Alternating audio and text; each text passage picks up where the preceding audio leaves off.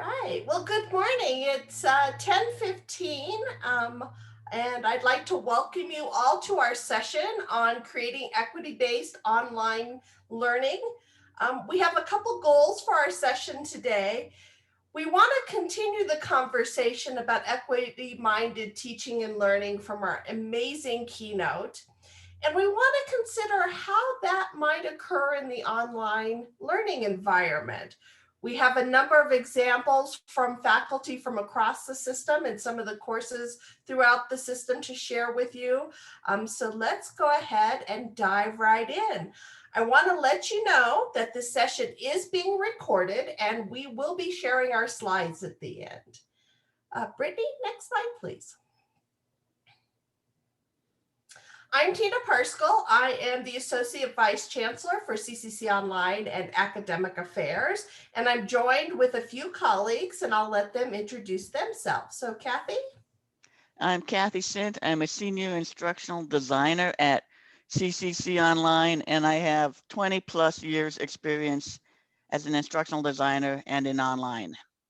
Hi everyone, I'm Brittany Dudak and I am the manager for OER and library services. Nice to see you all. That's great. And I want to make sure you all also meet our wonderful moderator, Warren Smith. Warren is here to help us monitor the chat, but he's also here to assist if any of us have any technical or access issues. So please reach out to him. So you want to say hi so they know who you are, Warren?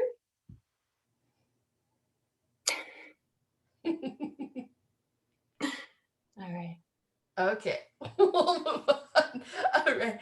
So during our presentation, the presenters may turn off their videos to save bandwidth so that everyone can focus on the content and the examples we are sharing. We will all turn our videos back on for the Q&A and the discussion, but we want to really make sure that we leverage the bandwidth that we have. We've had some challenges already this morning because, of course, when you do a virtual presentation, things happen. So on the next slide, this really frames why we are here today. So this quote from Chancellor Garcia is taken from the 2019-2020 Colorado Community College System Equity and Inclusion Council Annual Report. Ensuring that all students and communities succeed is central to our mission. The reality is, though, that equity gaps exist in our student outcomes. We are committed to critically examining the disaggregated data to identify gaps and opportunities and to intentionally work to make informed decisions how to erase equity gaps. So let's take a closer look at some data. Next slide, please.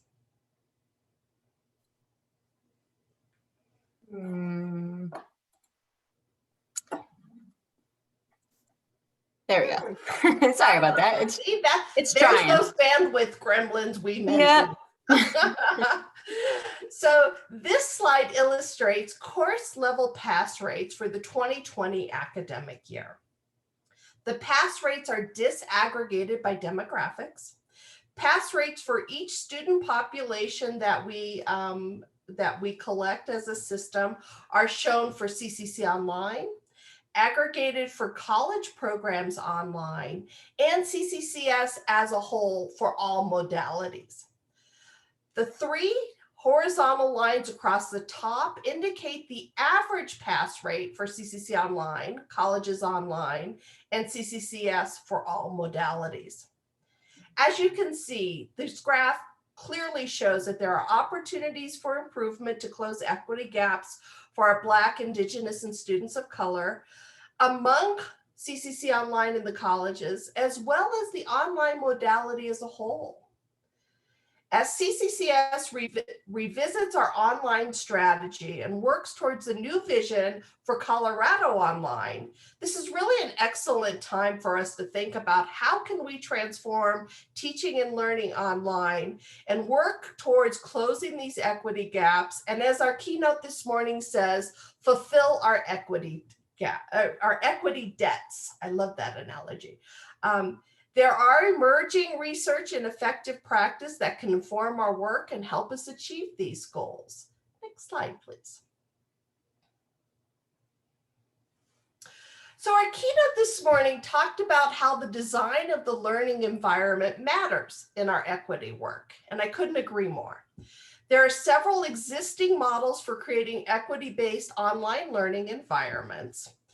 I think the Design for Learning Equity framework shown here on the slide is one that really resonates. And I think it resonates for us because it's based on work done at the Peralta Community College in California.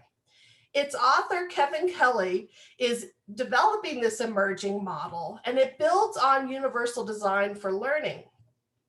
In this model, access is about removing barriers, physical, emotional, perceived barriers, as well as addressing a lack of resources.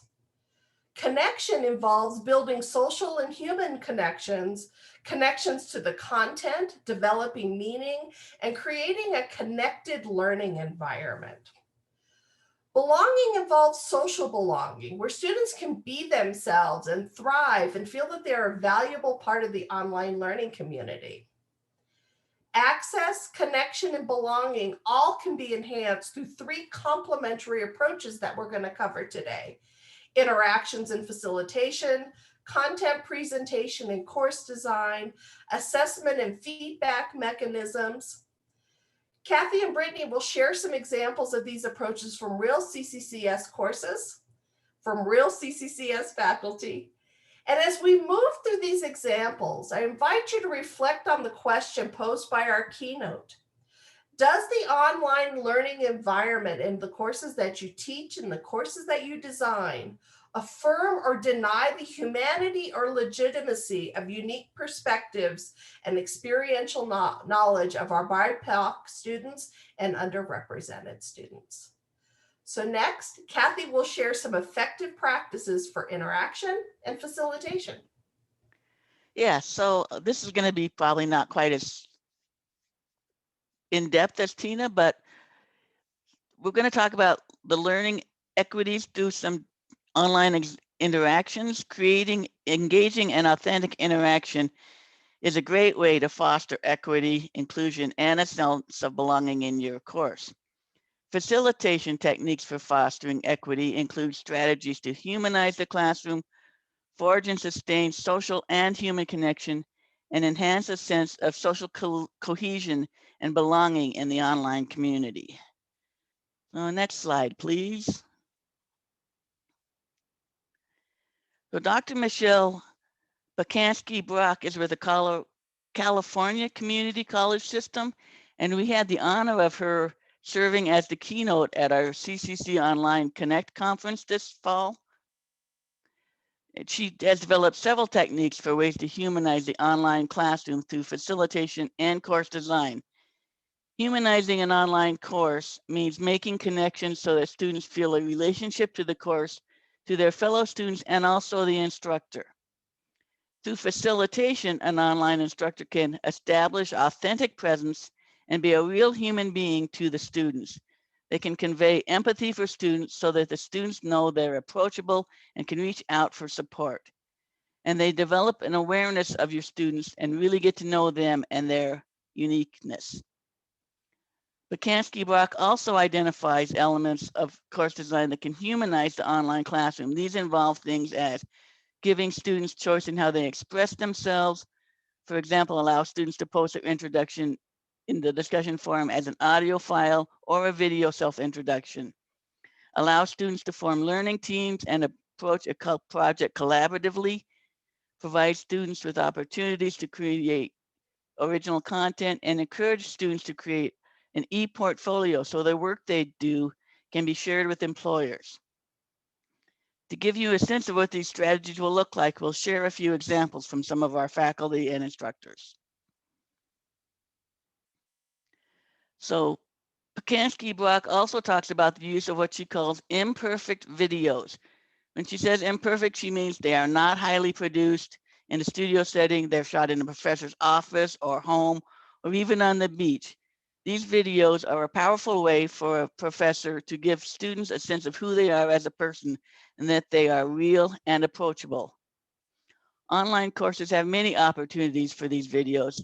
This slide contains 3 videos from a CNCC Humanities professor, Nick Swales, in his course, Humanities in the Modern World. The first video is Professor Swales' welcome to the course. He does a great job of welcoming students, setting expectations, and showing the structure of the course.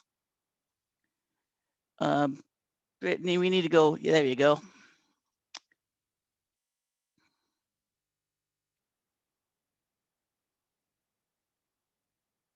Can't hear it, Brittany.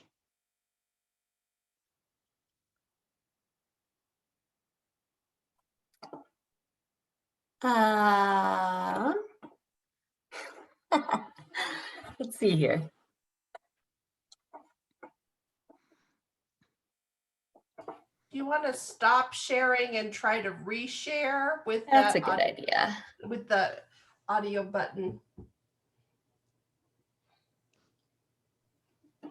See, there's those gremlins. Well, good morning. Welcome to Humanities 123, which is going to cover the modern world. I am Professor Nicholas Swales, and I'll be your instructor for this course this semester. So this video is just kind of a welcome video to kind of go over the syllabus, some expectations, kind of how the class is formatted, and then there will be each week kind of an introductory video that's going to introduce the topic for the week and kind of connect it to the previous week and go over any specific assignments and stuff like that.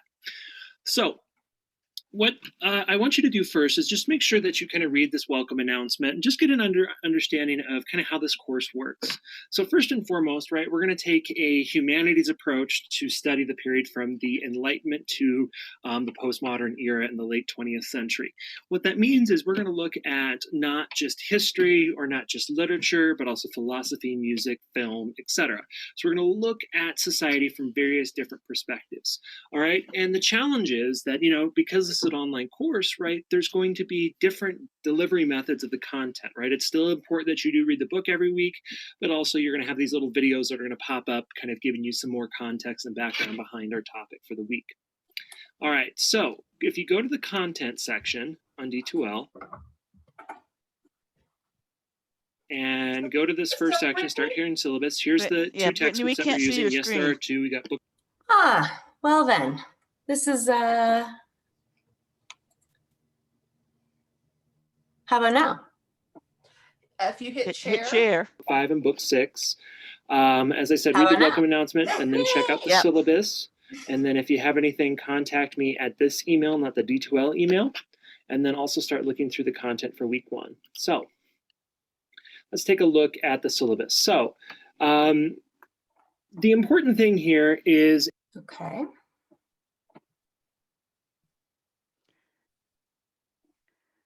Okay, so he goes on for a little bit longer. We'll stop it there. Another effective use of video is the introduction to each week or module. This steps to learning, the foundation for the week's learning, and helps the students plan their work. Particularly helpful with students with multiple demands for their time. So Brittany, if you can show the second video. All right, video is on the screen, correct? There's video on the screen, yes. All right, let's make sure it plays. Morning Humanities 123, and this is going to be the first of a weekly introductory video that I'm going to be sending your way every Monday morning. So here I'm going to introduce our topic for week 1, which is the Romantic era. I'm going to give you an overview of what it is, try to provide you a little bit of context, and then also kind of show you what the readings are and the assignments for the week. And so remember that if you go into D2L, you go to content, go to week 1, there's an overview written there, and then also the checklist. So if you clicked on the syllabus, right, you will see what I am looking at right now. All right. So the Romantic era. It is a 19th century movement that is in response to the rigid formality and rationalism of the Enlightenment, right? Those, French philosophers talking about human nature and the rights of man and so on and so forth. The Romantic era is responding to that because the rationalism of the Enlightenment took. Uh-oh. So the last video that Professor Swales has that is in our presentation that you can look at later is doing a weekly wrap up which summarizes the previous week's content. we're not going to show that one because it's fairly long. So we'll just go ahead and move on to the next slide now. Another way you can show sense of empathy is this great video from Amy Brasilier at Red Rocks Community College. It's right at the start. She did it right at the start of the pandemic last fall. It's very quiet, so if you want to turn your volumes up on your speakers, it might be a good idea. But Brittany, go for it. Hey everyone, and welcome to week 10. Welcome back from theoretical spring break, right? I don't know how many of you had plans to go somewhere that got canceled. I had plans to go somewhere, and of course it was canceled. I also hope that you're all doing as best as one can do during these uncertain times.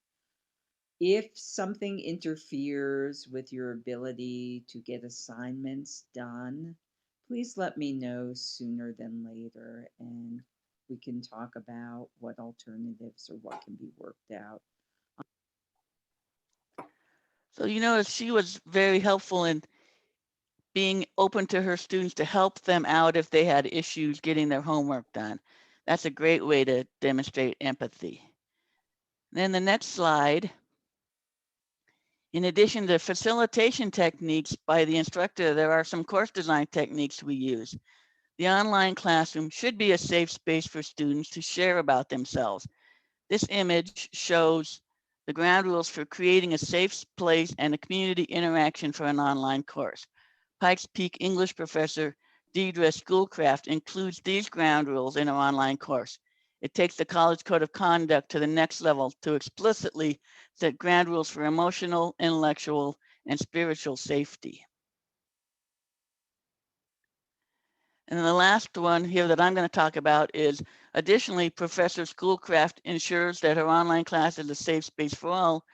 She includes, in addition to her ground rule, she includes a holiday and observance calendar that lists all of the major holidays for all of the religions and different ethnic groups so that everybody is represented in the calendar. And she also has a holy day calendar that she provides that it includes all of the different holy days for all of the major religions.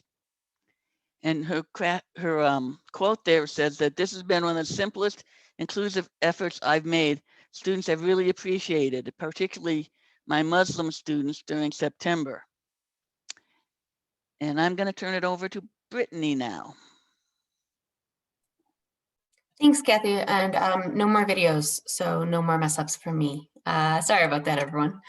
So what I'm going to talk about is the course content. So course content is an equity tool that we use at CCCS, and I think that we all use in education. And by course content, I mean publisher content, open educational resources, zero cost content, as well as library content. And they work cohesively together to remove barriers, to develop connections, and to increase the feelings of belonging that we've spoken about previously. We use content curation models to address access, both in terms of money, literally, as well as abilities and preferences of students. So first, zero cost content curation. We use a model of zero cost content curation, and this means both open educational resources as well as library resources, anything that's free to students. This model of content curation creates access, or addresses both access in terms of money, but it also addresses access in terms of different learning preferences for students, as well as abilities. So some of the criteria that we use for selection, the content that we select and that we curate aligns to the CCNS competency or topical requirements. It meets instructor expectations, it meets accessibility requirements, and it's free to students. As mentioned, we do rely on open educational resource content in our courses because they fulfill the access needs of our students, but they also fulfill the connection and the belonging needs. Open educational resources are editable, meaning that the formats can serve diverse learners. We can ensure that the content represents our CCCS students and instructors and staff populations. That's because the licenses on these open educational resources allow us to edit the content. If the license doesn't allow it, then it's not a true OER. It also allows students to retain the course material forever, unlike library materials or other publisher digital content. And OER is still free to students. I mentioned that OER is editable, and the licensing on OER allows for the localization of course content. And localization helps students build connection with that course content. In the context of OER, localization refers to the process of taking the open educational resources developed for one context and adapting them for other contexts. Those contexts can be geographical, pedagogical, political, or technical. And the practice of localization encompasses more than just the translation of materials into a local language, maybe swapping a photo to reflect a culture. Localization is really kind of the heart of OER. It exemplifies the diversity, and the openness, and the reusability of the resource. No matter where you live or what you teach, when you modify open and freely shared resources for your own use, you are localizing that content, and you're helping build connection. And there are many reasons why educators and learners localize material, and here are just a few of them. You may adapt the content for a different course level. You may adapt it for a different discipline. I know so many courses are multidiscipline or cross-discipline, right? You may take something that was developed for a history course and use it in a humanities course. You may address different diversity needs. You may address a cultural preference. And you may also address the standardized curriculum. I mentioned the CCNS before, where we have standard topical requirements in some of our courses. So here are some examples. Here are some candidates for localization of open educational resources. I found an early childhood education textbook that uses primarily black and white distorted images. Now, they may do that to protect the child in the image, right? But we may want to change out those black and white distorted images. Here is figure 2.4 with images that reflect both the children in the population that these students will be serving, as well as the educators that will be serving these students. An astronomy textbook uses US landmarks to demonstrate size. In the example, it says a canyon system so large that on Earth, it would stretch from Los Angeles to Washington, DC. That example may not make any sense to a student from a different part of the world. I might know what Los Angeles is and what Washington, DC is, but I don't know how large that distance is. So with an open educational resource, I can change those two landmarks out to something that makes sense for that student so that they can build a connection to this course content. And the last example that I have here is also kind of a Western example. It's a statistics textbook, and they use Western food examples. And it says, you go into a supermarket and purchase 3 cans of soup, tomato bisque, lentils, Italian wedding soup, nuts, which are peanuts and walnuts, and 4 different kinds of vegetables, broccoli, cauliflower, spinach, and carrots, and 2 desserts, pistachio ice cream and chocolate chip cookies. Now, these are great, but maybe you want to change out some of these food examples so that the students in your course can relate better to these food and build a better connection to a statistics textbook that they may not be super interested in. Here's a fantastic example of using course content to develop a sense of belonging. This is our English 221 creative writing course that was developed by Adriana Lopez. And in it is they use different ideas like bodies and monsters, which all students can relate to, even if they don't come from the same background. So in it, it says, our second module will shift the focus from place and voice to the notion of human identity and bodies. We'll study writing from a variety of genres and cultural backgrounds as a mean to explore human identity as tied to the body. We'll also begin to study form, structure, and stylistic conventions as part of the writer's craft. You will compose writing that demonstrates careful reflection on the notion of bodies.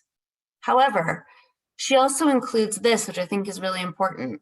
Because the nature of this topic, you may confront readings and writings that deal with sensitive and personal issues. Please remember the importance of keeping this course a safe space for everyone, and approach all readings maturely. If any reading or topic emerges that during your writing affects you strongly, please feel free to contact me and we can make adjustments as necessary. So students can both develop a sense of belonging with this course content. The readings are listed up here in the corner, but they also have a sense of empathy with this reading. They know that if something doesn't work for them, they can work with their instructor to find something different. In the activities list, you can see here, they use readings from authors like Roxane Gay, Brenda Miller, Rachel Richardson, Margaret Atwood, Pablo I'm gonna butcher his last name, which is my fault. I'm sorry about that. Neruda. And so students have the chance to kind of create this sense of connection and belonging and that great sense of empathy. So really, this curated content means a personalized learning experience. And as I mentioned, we also use library materials, and we use a lot of these library materials to provide a sense, to provide a course content in a variety of modalities. And this may be similar content in different formats. For example, here is information on the World Health Organization available in different modalities. So we have here images, written articles, videos, audio recordings, magazine articles, which would be short and approachable, as well as academic journals and primary sources. And this is from one of our library vendors, Gale. We also include a lot of videos from library vendors like Films on Demand to provide the exact same content in a variety of formats to meet learners at their learning preference. Or their needs. So here's a good example. So we have a video here that has closed captioning, so the student can choose to watch the video with closed captioning. And if you look on the right side, there's also an option for a transcript. So the student can choose to watch the video with closed captioning, watch the video while reading the transcript. The transcript has a highlight that actually moves alongside with the video as the video progresses. So there's 3 different options there that the student can choose from at the same time. And if none of those options work, the transcript is also downloadable, and so the student could read the video instead of watching the video. So we use all of those different open educational resources, library resources, and zero cost materials to provide connection and belonging to our students, as well as access. And now I am going to turn it back over. So the last section we have here is about assessment. And assessment is another tool that we use in an online course to create equity. Achievement pathways, feedback methods, and persistence beyond the course are 3 of the things that we focused on for this presentation, and I'll show you what these can look like. So Brittany, we do have another video. Catherine Frew is an instructor for us, and she provides actual video feedback for her assignments. So I just thought I would make a quick video to give you some revision suggestions since it's easier for me to tell you what I'm seeing. I like your title here. I think it could be stronger if you made this a colon and then took away the parentheses, because usually we assume that whatever's in parentheses isn't really important, and I think this question needs to stand out on its own. Here, I think that you have a good job of balancing the images and the text. I like your choice of links through there, so you don't have to worry about, defining certain things. You might want to make this hyperlink certain countries instead of just countries. I think that would be a little stronger for somebody who doesn't know it. Okay, so Catherine used, for those of you that are asking, a program called Screencast-O-Matic, and it's a free tool you can use. Some of the institutions have the UJA tool that's built into D2L, so that can also be used.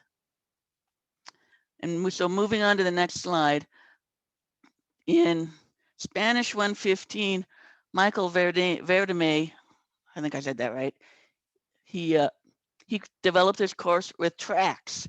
So this is a course on Spanish for the professional, and he's developed 5 tracks: the legal system, public health, banking and finance, the community and police, and human resources.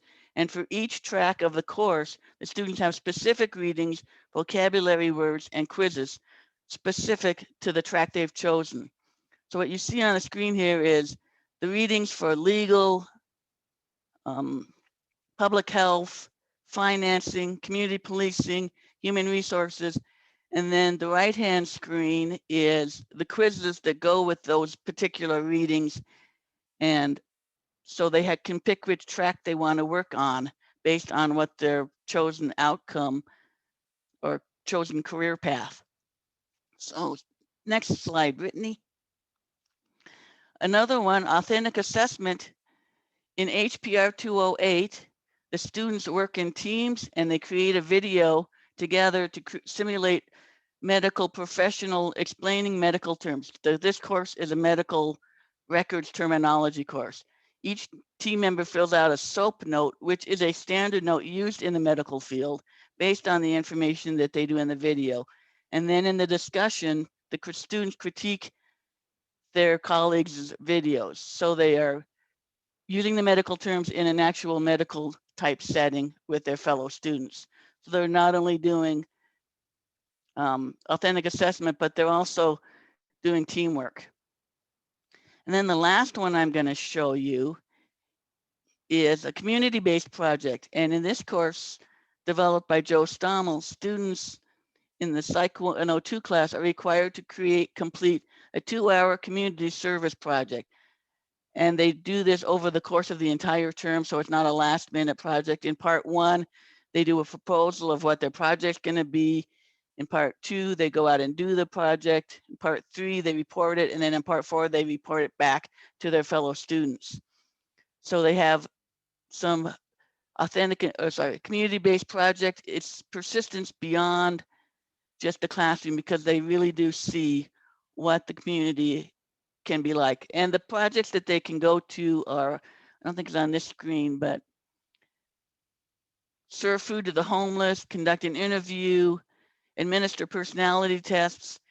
And because of COVID, I don't have the option here, but the option B for this assignment is to do this either via telephone or some other way. So we have alternative assignments for students who can't actually go out and do community service. And now I'm going to turn it back to Tina.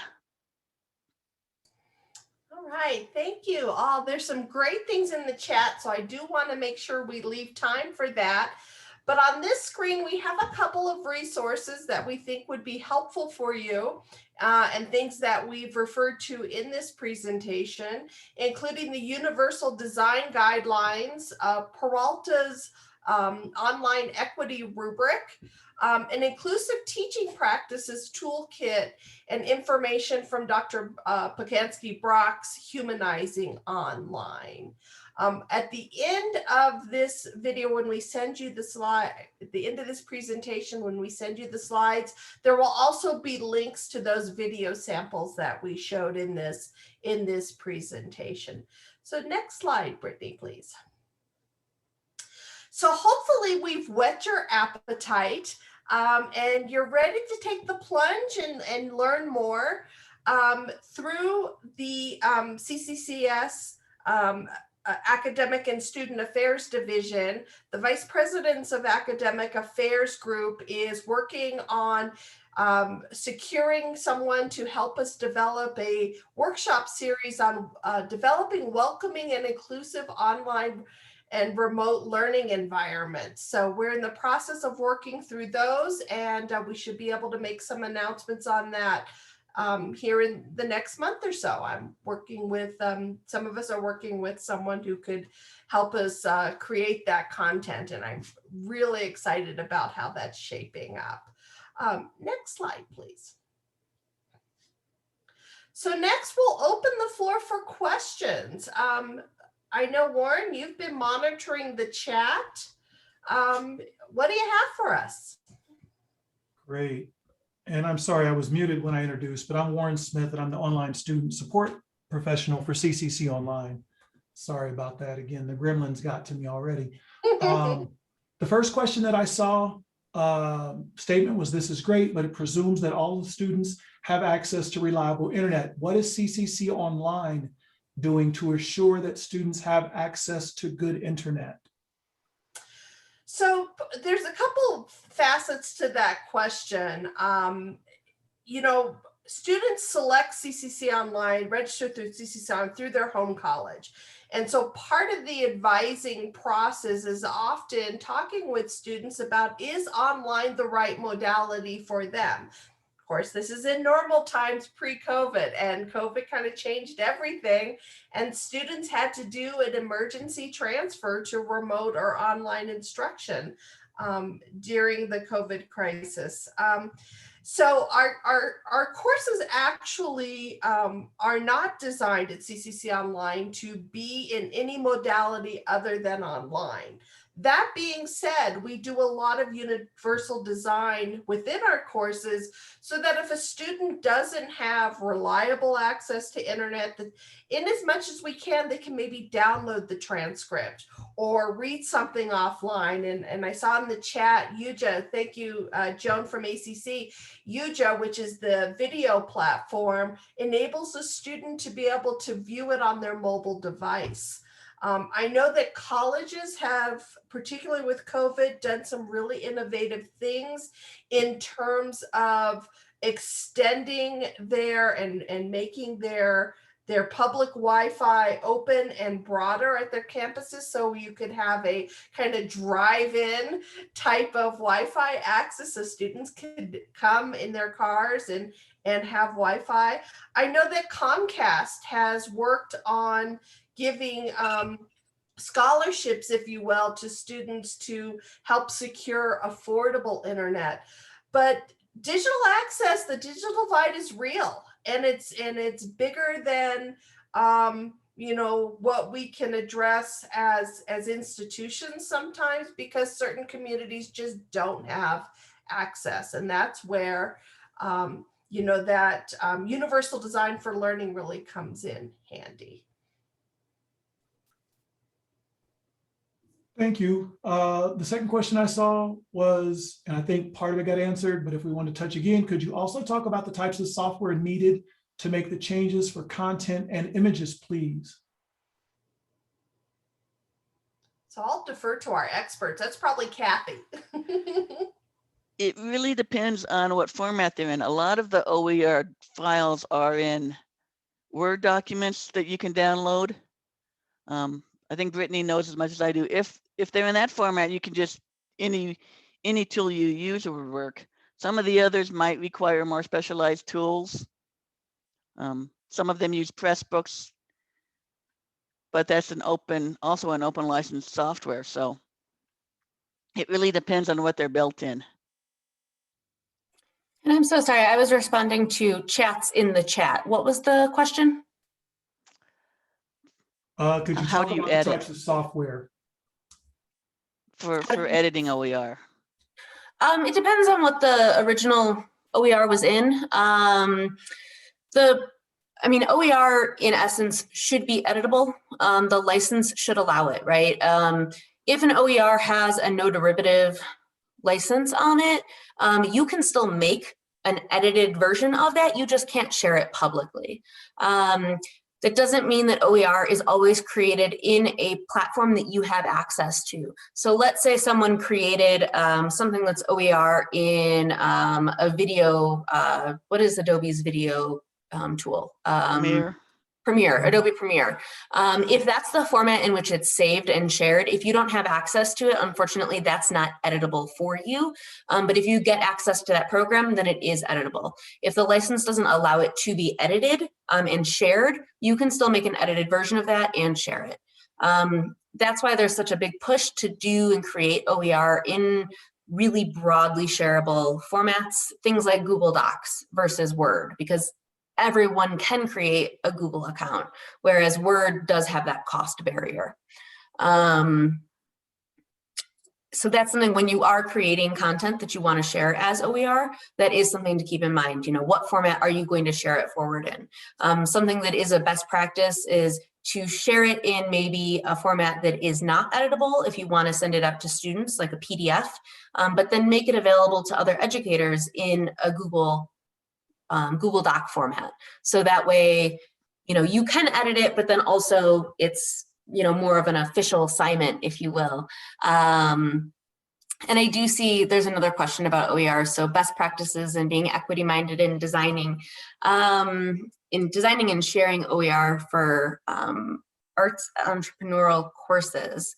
You know, when you're creating OER in general, UDL, Universal Design for Learning, is really a best practice when it comes to creating anything for students to use, you know, making sure that anything you create is accessible. So if you're creating a video, put it in an editable format, but also make sure that there's captions, things like that. I'm not super familiar with entrepreneurship arts course off the top of my head, and I would love to learn more about it. If you're talking about creating arts, you know, paintings, things like that to share and to sell, I would love to look into that and to work with you on that. That's something that would be really interesting to me. My sister's just started selling paintings, so I would love to look into that with you.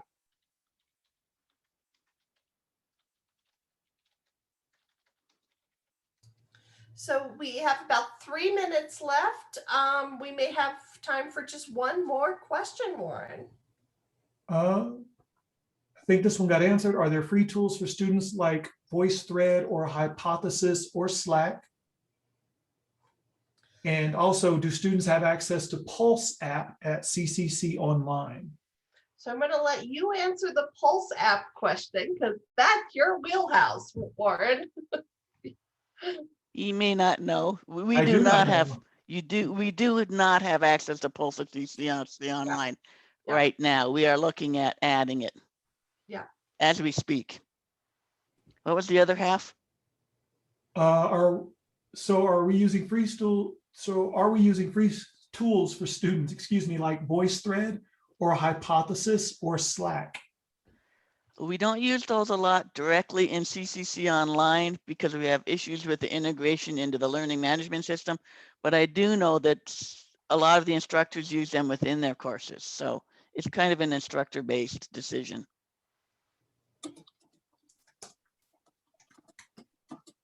All right. Well, thank you everyone for joining us. I did put our email addresses in the chat. We will be sending out copies of these slides. Please, let's continue the conversation because the work here is evolving and we have a lot of ways to move forward. So thank you all.